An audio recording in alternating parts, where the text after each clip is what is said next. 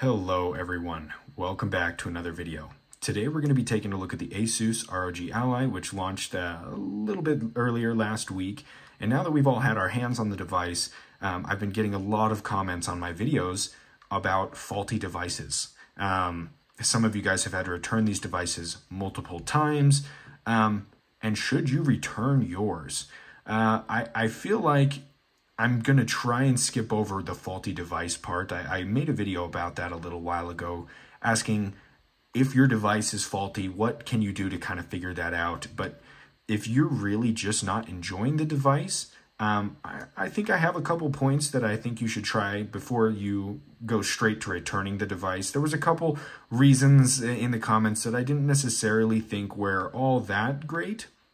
And I mean, everyone is entitled to their own opinion. Hell, that's why I have a YouTube channel. So I'm not going to mention anybody by name or go after them at all. I'm just going to give you guys my thoughts and opinion on the matter. So after having this device for a little while now, me personally, I do have a couple gripes, which I'll go over, but I think that they will all get fixed in time. I don't think that this is DEFCON 3. I don't think we should start going crazy here, storming the gates at Asus, begging for returns and refunds unless you have a faulty device. And for right now, I think it really depends on the game that you're playing. If you're curious to see how a game runs, there have been multiple YouTube channels which have taken advantage of that fact that you want to see what games run what, and they have dedicated their entire channel to just posting gameplay videos. Which is entirely valid because that is totally something that people want to see. I'm not going to be doing that myself. I did a few games and they're mostly just ones that I like to play just to give you guys an idea on what I thought about them.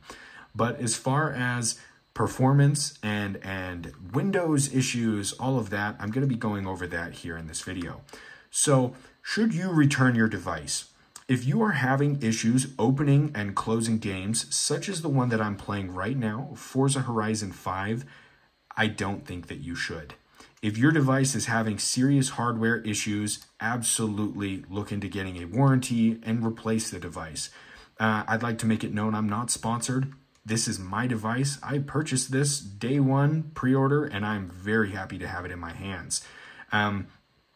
Now, some of the issues I was running into were, like I just said, opening and closing apps has kind of been a nightmare. There are buttons on the back that you can map to close games automatically, to go to windowed modes, and I encourage you to look into tutorials on how to get those set up, because for me, what I thought was an Asus issue was actually just an Xbox app issue. Forza, you would have to open the game probably 10 times before it would actually open the game. And after this most recent Xbox app update, it opens first try. So for all of you guys who were commenting in my previous video how I was getting it to open, yes, I literally tried opening it probably 15 times, and one of those times I got lucky. That's not Asus's fault.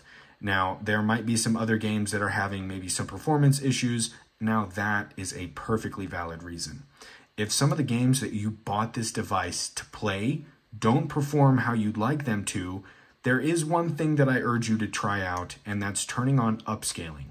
I'm going to assume that most everybody in the comments is familiar with going to graphics settings and changing things, but from one of my videos I made, the audience of people who have purchased this device range anywhere from 18 to 75. And I'm really not going to be dissing on anybody if you don't fully understand how graphics settings and stuff like that work. It might seem like a no-brainer, but honestly, if you're finding that you're not getting the performance that you would like, I urge you to go to the graphical settings of that said game and maybe turn down the resolution a little bit. You'll lose a little bit of the visual fidelity, and by that I mean just the general sharpness, the quality of the screen. But you'll get the frame rate that you'd like. And that is vice versa. If you would like to get a sharper image quality, maybe you can lock the frame rate at a lower frame rate to hit that visual fidelity that you're trying to hit. If you want to get that full 1080p, not a lot of games right now are able to hit 120, 1080. You do have to kind of pick and choose and make some sacrifices on either side. There are a list of games that I am currently compiling of games that I feel like are must-plays for the Asus, that run well, that the visual fidelity is there, the frame rate is there, and it just works. Of course, at number 1 would definitely be Forza Horizon. You're getting around 100 FPS on average on low to medium settings. Just have it do the default when you load in. Guys, this game is beautiful. I can't stop playing it. I've been playing it in the background for almost every video. I know I'm not super great, but this is one of those games that I bought the Ally for. And I knew that it runs good on these handheld devices. This game has been incredibly optimized. Now, if you're trying to play something like someone was commenting a bunch about Euro Truck Simulator, and it just won't even open, before you think about returning your device, like he said he was going to, look into if that is a launcher issue. If it's something that won't launch off of Game Pass, again, it seriously might just be that Xbox is having issues. The Xbox app is straight trash. I will not kid you. I will not lie to you. I love Xbox. I love Windows. I love a lot of Microsoft-made games, but their Xbox app is atrocious. It is horrible on the phone if you're trying to join people's parties and send people messages. Half the time it doesn't even work or open correctly. And it is 10 times worse for PC users. If you know what I'm talking about, if you've got Xbox friends and you want to join their party and talk, good luck. It is seriously like flipping a coin half the time. And Game Pass, it being such a pivotal part of any handheld device, in my opinion, Game Pass is crusher for these Windows handhelds because it lets you play so many games without having to purchase them on the go. I think it's just so sad, and they drop the ball with how poorly Xbox app usually works. And which is why I tend to buy most games on Steam instead of just buying them on the Xbox app. I really don't think there's been a single game, if I'm being honest, that I have purchased from the Xbox launcher because it's so inconsistent and just straight up garbage.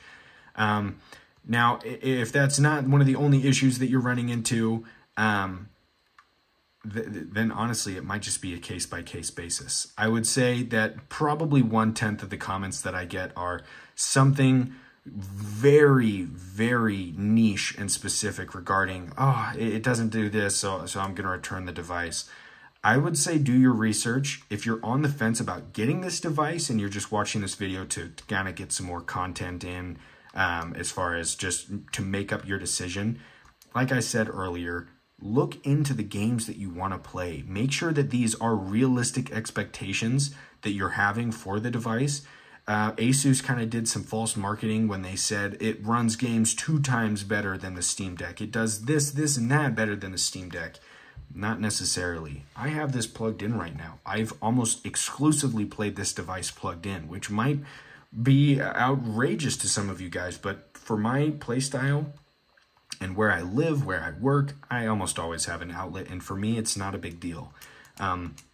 I'm trying to keep the battery health pretty good on this, so I'm trying not to have it always plugged in, but I'm trying to not run the battery dry. So for me, I try and find a healthy balance, and it's about 80% of the time plugged into the wall.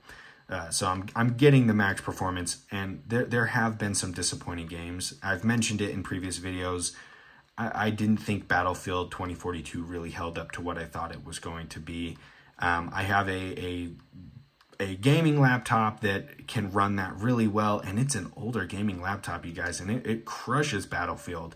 My PC plays it so well, I thought, you know what, it actually might run pretty good, but you have to drop either the frame rate, and it gets super choppy. Someone made the point that I was saying in a previous video, if you lock the frame rate to 60, it gets choppy. I don't know what it is. I thought that the AMD FreeSync Premium, or whatever it was called that the screen had, it's one of those, I thought that might compensate a little bit and help the frame rate not be so choppy, but apparently the 60 doesn't really divide super well into 120. I know that sounds absolutely so stupid, but it does make a little bit of sense, because if you were to lock the device at 30, sometimes it looks a little bit more smooth, and it honestly is just case-by-case basis. Resident Evil 2 and 3 being my example, when I locked those games at 30, they looked rough, like super rough. And the game was playing it at 75 or 70 FPS. And the second that you lock it at 60, it looks like it's 20. And it's like, what is going on here? I must have missed something, because that math, it just doesn't make sense. But I guess for right now, that's pretty much what we're going to have to deal with. I know this video didn't cover everything. I really just want this to be a discussion for you guys in the comments, which is what this whole channel is about. I'm giving you guys a place besides Reddit and Twitter to argue about these things and have civil discussions and hopefully come to some better conclusions. Because trust me, I know my audience demographic. YouTube does not lie. I know that you guys are adults, and I know that you guys are generally nice people who like helping others out, which has been incredible to see. I've kind of lost faith in the internet for a while there, but as of making this channel, you guys are incredible, and I thank all of you guys for the support that you give me, as well as everyone else who needs it, in the description in the comments. With that, I'm going to let you guys kind of come to your own conclusions. Again, I'm not sponsored. It doesn't really make a big difference to me whether you do or not. I just want to give you the tools to help you make that decision. If you enjoyed the video, I would very much appreciate you guys subscribing, leaving a like, just letting me know that you enjoyed the video. Give me some feedback. But we're so close to 1,000 subscribers. I feel like this weekend I'm going to make a big push and try my hardest to get there, because we just got partnered. We just got partnered with YouTube. After 2 weeks of creating content, we're already partnered. So the second I hit 1,000 subscribers, I'll start making some ad revenue and maybe start looking at doing something like this full time, because this has been just so incredible, the support you guys have shown.